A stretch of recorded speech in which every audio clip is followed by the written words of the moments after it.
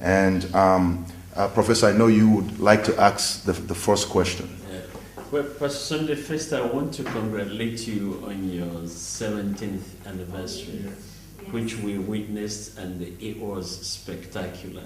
So we congratulate you and your leadership team for indeed a remarkable achievement.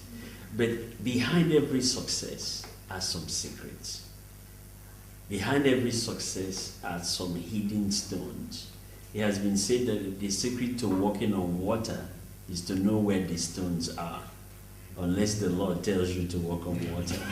So in this session, we really want to, if you will, take us through, the journey that has brought God Embassy to where you are. Because many are still thinking about God Embassy of 4 or 5 years ago. They don't know that you're in a totally different dimension. But we hope in this opportunity that you will share more with us. But tell us, can you just give us a flavor? Where is God Embassy today? Well, welcome everybody. Welcome from Uganda, welcome from Mississippi, welcome from Nigeria, and all the other countries where we had people this week. We have people from over 30 countries over the course of the conference. And yeah, it's a good idea and a wonderful thing to have this panel and this interview so that people who might not have been able to be here will still be able to follow us over the video. Thank God for technology. And I think we'll just have this as interaction session. And I will also welcome you to discuss and speak up your mind because,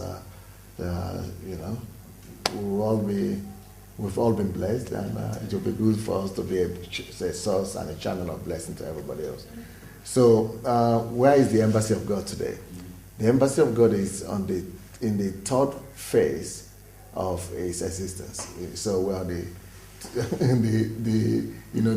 I studied the Bible in high school, they were talking about the first missionary journey of Paul, then the second missionary journey.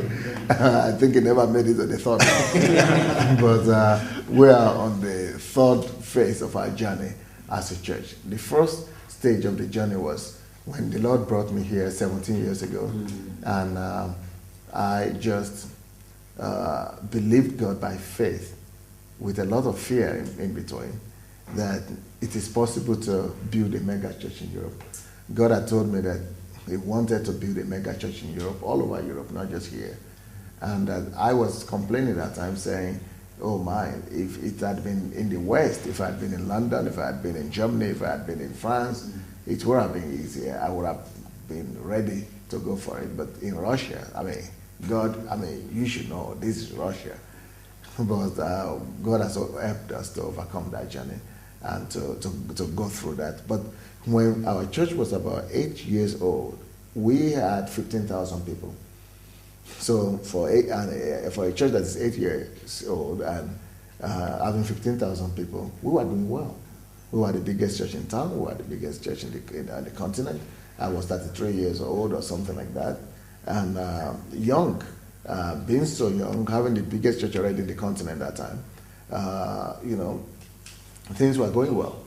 But then I began to ask myself questions concerning the Great Commission. And what I discovered was that even though we had all these thousands of people, tens of thousands of people coming to our church, yet I was not fully satisfied.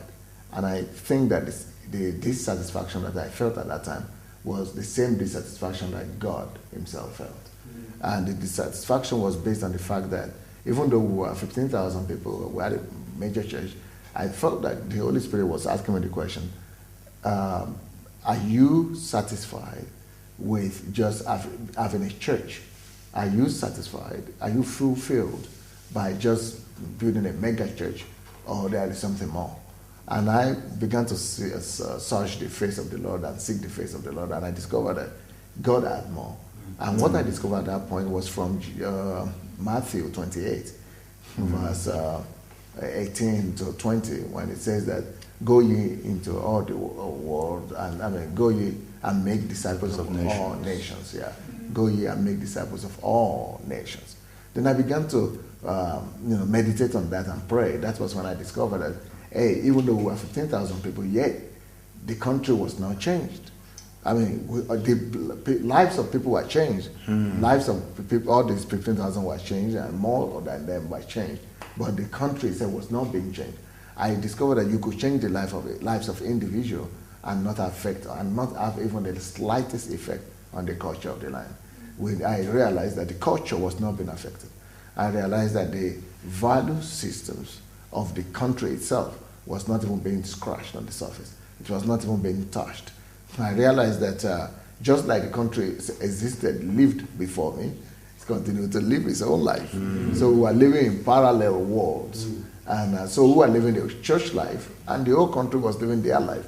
And even I realized at that point that even if I was going to have 1 million people in my church, even though our city is just 4 million people, even if 1 million were going to come here, still the fabric of the nation, the cultural values of the nation needed to be affected.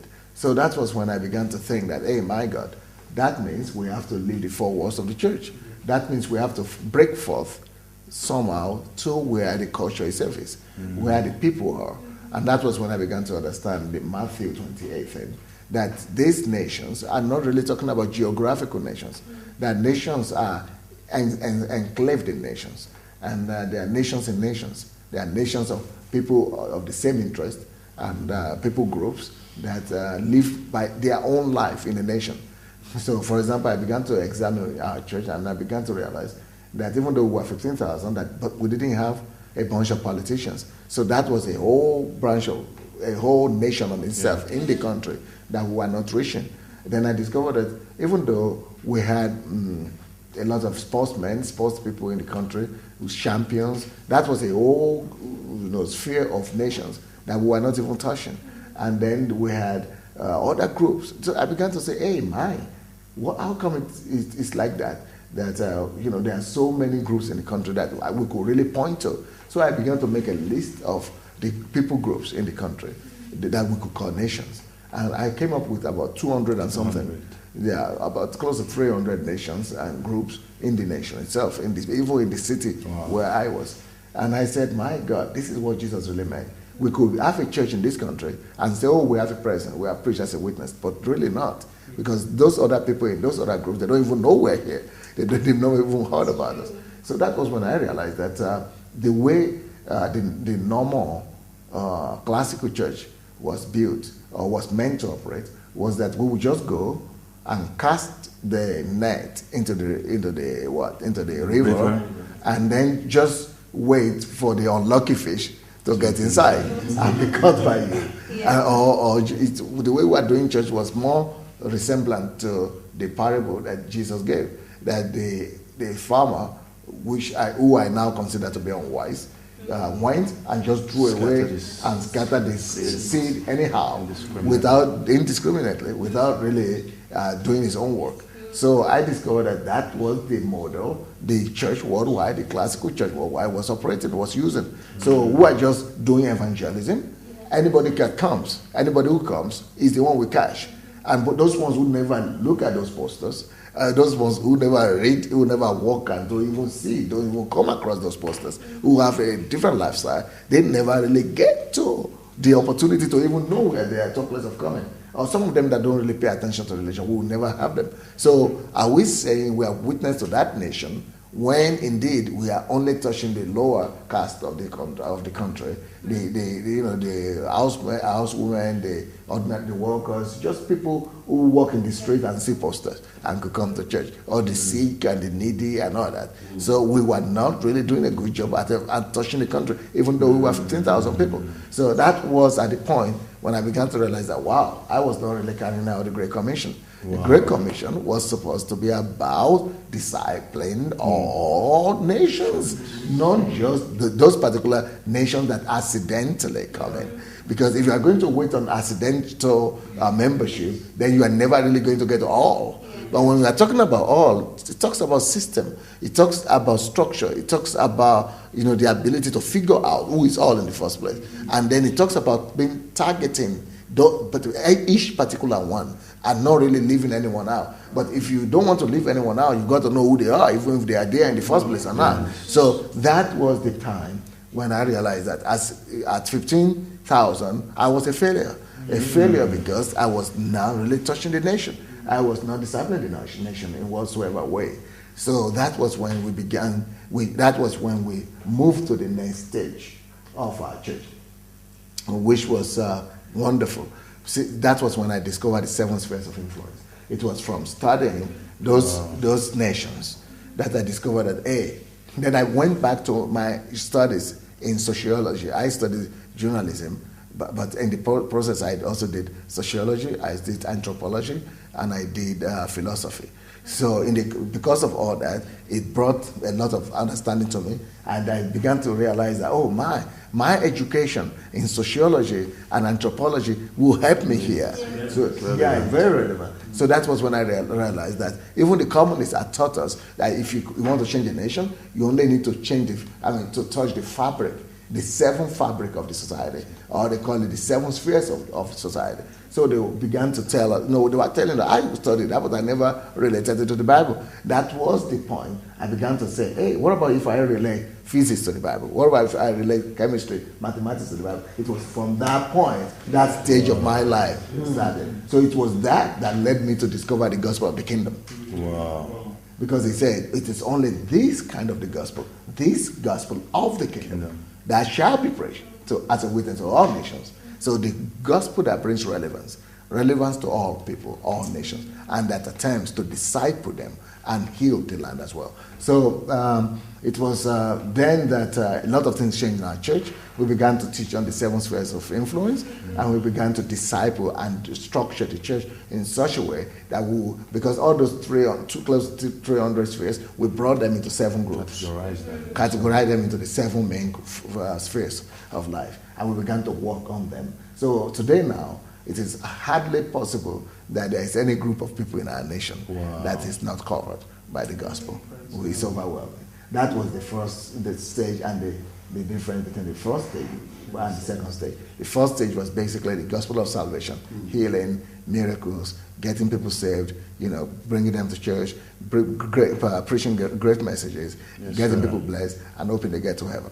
But the second stage now was turning those people who've been saved into fishers of men that will go out into the 7 spheres of influence that we had just discovered, and specifically go to disciple them, not necessarily in word, but even where they are outside. And then began to also realize that through that gospel of the kingdom, that we needed to bring healing, not just to the individual, but to the land itself and to the nation itself. So that was when we discovered that it is the old creature that is mourning and groaning, expecting the sons of God, the manifestation of the sons of God. So the old creature, not men.